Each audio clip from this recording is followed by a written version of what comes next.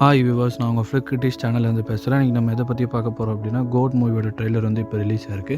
அந்த கோட் மூவியோட ட்ரெய்லரை பற்றி பேசலாம், வாங்க வீடியோக்குள்ளே போகலாம்.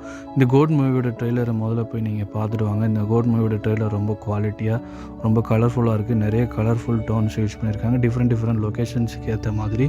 ஸோ அதே மாதிரி இதோட பேக்ரவுண்ட் மியூசிக் இந்த ட்ரெய்லரில் நல்லாயிருக்கு.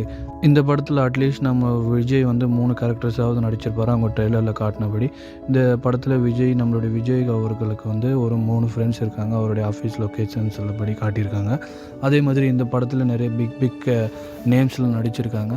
ஸோ இந்த படம் நமக்கு நல்லா பிடிக்கும் அப்படின்ற மாதிரி நான் நினைக்கிறேன். இந்த படத்தில் ஒரு சின்ன ரெஃபரன்ஸை சொல்லியிருக்காங்க. அதாவது நம்மளுடைய பிரசாந்த் ஸ்டார்டிங் ட்ரெய்லருக்கு மோடி கொஞ்சம் டைலாக் ஆரம்பிக்கும் போது அவர் சொல்லுவார், he is finished the 68 international operation சக்ஸஸ்ஃபுல்லின்ற மாதிரி சொல்லுவார்.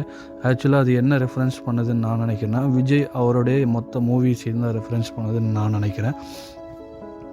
கமெண்ட் பண்ணுங்கள் உங்களுக்கும் அந்த ரெஃபரன்ஸ் டச் ஆகிருந்தது அப்படின்னா. அதே மாதிரி நம்மளுடைய விஜய் ஒரு டைலாக் சொல்லுவார்.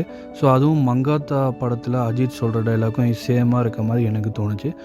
அவங்களுக்கும் டச் இருந்ததுன்னா கமெண்ட் பண்ணுங்கள். அதே மாதிரி இந்த படத்தில் நிறைய சேசிங் சீன்ஸ் இருக்குன்னு நினைக்கிறேன்.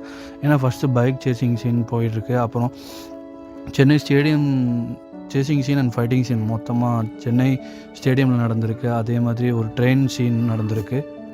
அந்த ட்ரெயின் சீனும் நல்லா அந்த ட்ரெய்லர் படி காட்டினபடி நல்லா இருக்குது ஆக்சுவலாக. அதே மாதிரி எனக்கும் இன்னொரு ரெஃபரன்ஸ் தோணுச்சு. ஆக்சுவலாக கடைசி ட்ரெய்லர் முடியறதுக்கு முன்னாடி நம்மளுடைய விஜய் வந்து ஒரு டைலாக் சொல்லுவார், ஒரு வயசாகிடுச்சு, ஒரு ஸ்குவாட்லேருந்து ரொம்ப நாள் இல்லை, so age is just A number அப்படின்ற மாதிரி சொல்லுவார்.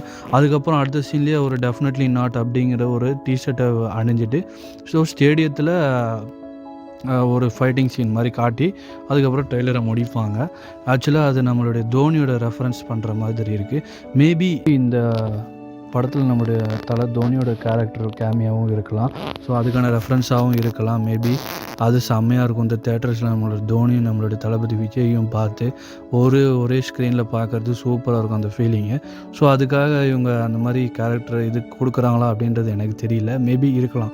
உங்களுக்கும் அந்தமாரி தோணியிருந்தா தயவுசெய்து கமெண்ட் பண்ணுங்கள். ஸோ இந்த ட்ரெய்லர் நீங்கள் எல்லோரும் பார்த்துருப்பீங்கன்னு நினைக்கிறேன்.